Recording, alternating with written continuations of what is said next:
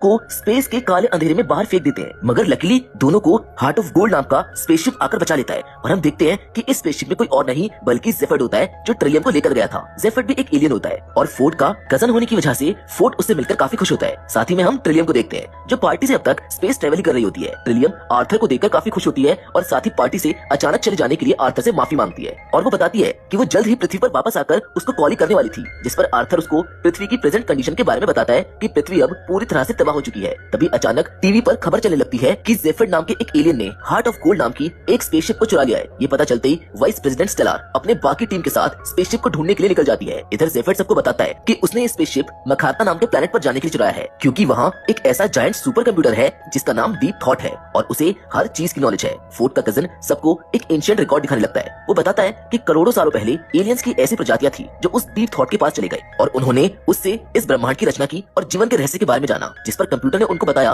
कि काफी जटिल सवाल है, इसके लिए तुमको 7 लाख साल रुकना पड़ेगा, जिसके बाद ही मैं इसका जवाब दे पाऊंगा। सबको लगता है कि ये बहुत ही महत्वपूर्ण सवाल है, इसीलिए देखते ही देखते 7 लाख साल भी गुजर जाते हैं और वो एलियंस एक बार फिर से डीप थॉट के पास वापस आते हैं। वापस आकर एलियन वही सेम सवाल डीप थॉट से पूछते हैं, जिस पर वो एक नंबर 42 बोल देता है, क्योंकि उसके पास इस सवाल का कोई जवाब ही नहीं था। जिसको सुनकर सभी लोग उस कंप्यूटर को बुरा भला कहने लगते हैं, जिस पर डीप थॉट उनसे कहता है कि तुम्हारा सवाल ही गलत है, इसीलिए एक अच्छे जवाब के लिए एक मजबूत सवाल खोज कर लाओ। इसीलिए ये सारे एलियंस ब्रह्मांड के बारे में जानने के लिए अल्टीमेट क्वेश्चन की खोज में निकल जाते हैं। जेफर्ड इतनी ही कहानी सबको बताता है और कहता है कि मैं इन सारे रहस्यों के बारे में जानना चाहता हूँ, इसीलिए मैं करता जा रहा हूँ और वहाँ तक सिर्फ ये हार्ट ऑफ गोल्ड नाम की शिप ही जा सकती है, इसीलिए मैंने इसको चुरा लिया है। जेफर्ड जिसके 2 चेहरे और 2 पर्सनालिटीज हैं, इसीलिए उसकी दूसरी पर्सनालिटी गलती से कोई बटन दबा देती है, जिसकी वजह से वो अपने रास्ते से भटक जाते हैं और विद टोटल नाम के दूसरे ग्रह पर पहुंच जाते हैं। इस प्लेनेट पर जेफर्ड का दुश्मन कबूला रहता है। सारे लोग मिलकर जेफर्ड और उसके लोगों को बंदी बनाकर कबूला के सामने ले आते हैं। कबूला के सामने आते ही जेफर्ड उससे मैकार्थ का पता पूछते हुए वहाँ जाने का रास्ता बताने को कहता है, जिसके जवाब में कबूला